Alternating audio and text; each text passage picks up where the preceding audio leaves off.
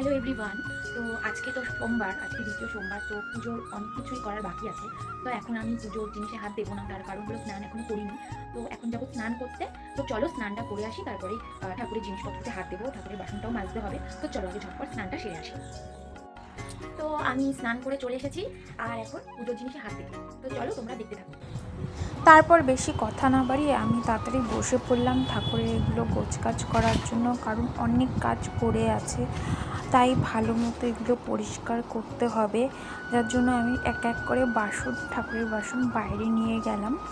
আমাকে এগুলো সব পরিষ্কার করতে হবে, মাজতে হবে ভালো করে, তার জন্য আমি এগুলো বাইরে নিয়ে গেলাম। তারপর বাসনগুলো আমি বাইরে নিয়ে এসেছি। এটা হলো আমার ঠাকুরের বাসন ধোয়ার জায়গা, কারণ ঘরে যেহেতু আমি ফ্ল্যাটে থাকি, ঘরে আলাদাভাবে কোনো জায়গা নেই, তাই বাইরেটাই একটা কল আছে, এখানেই আমি ঠাকুরের বাসনপত্র যা যা আছে সেগুলো ধোয়া আচা করি আর কি, যাবতীয় যা আছে। তো এখানে আমি ভালো করে আগে ঠাকুরের যে কাপড়টা ওটা আমি সার্ফ দিয়ে ভালো করে ধুয়ে নিলাম। তারপরে জুতোটা খুলে নিলাম, কারণ জুতো পরে বাসন মাজাটা আমার ঠিক ভালো লাগে না। তো ওখানে আমি ঠাকুরের যা মাজার জন্য যা যা যা আছে আর কি, সার্ফ, তারপর হলো তেঁতুল, এগুলো দিয়ে পিতলের জিনিস তেঁতুল দিয়ে মাজলে খুব পরিষ্কার হয়, যার জন্য আমি এগুলো ঘষে ঘষে ভালো মতো পরিষ্কার করে মেজে নিই।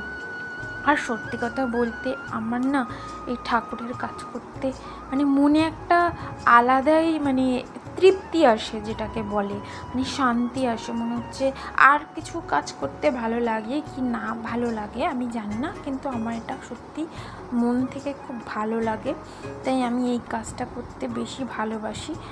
আর হলো আজকে উঠেছি আমি সকাল 4:30, যেহেতু বাবুর স্কুল ছিল, তার জন্য আমি সকালে তাড়াতাড়ি করে স্নান সেরে, কাজকর্ম সেরে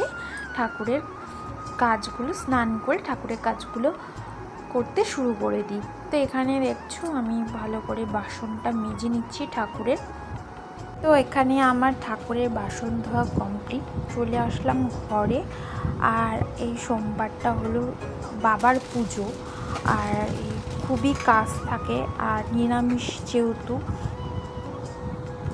প্রচুর পরিমাণে কাজ থাকে এই দিনটায় আমার, যেহেতু আমি শিবকে খুব মানি, শিব আর বড় মাকে আমি প্রচণ্ডভাবেই মানি, তার জন্য আমার এই দিনটা হলো আমার কাছে অনেক বড় একটা দিন, আর খুব স্পেশাল একটা দিন।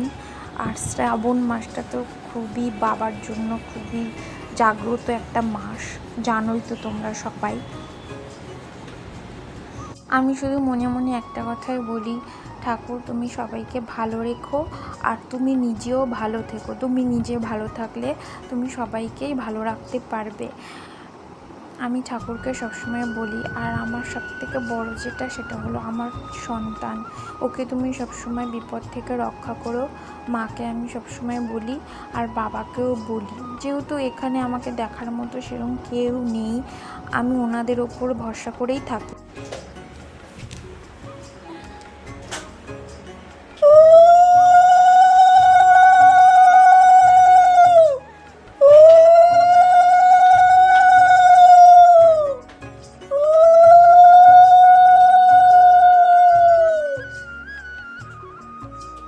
হর হর মহাদেব, হর হর মহাদেব, হর হর মহাদেব।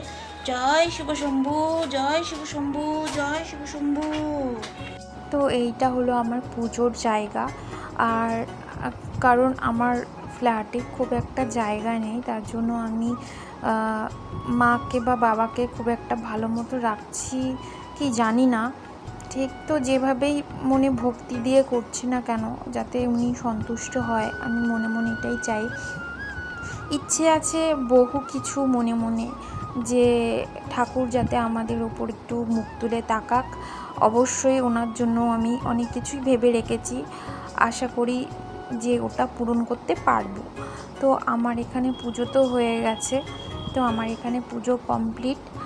আর আমি আজকের যেহেতু সোমবার, আজকে আমার পুরোই নিরামিষ। আর হলো আমি চাই যে ঠাকুর যাতে আমার সব কিছু আশা পূর্ণ করুক, আমার সন্তানকে ভালো রাখুক, আর চারপাশে সবাইকেই ভালো রাখুক। তো আজকে আমার পুজো এতটুকুই। তো একটু চারপাশটা তোমাদেরকে দেখাচ্ছি, দেখো। আর কেমন সাজিয়েছি আমার ঠাকুর ঘরটা অবশ্যই বলো।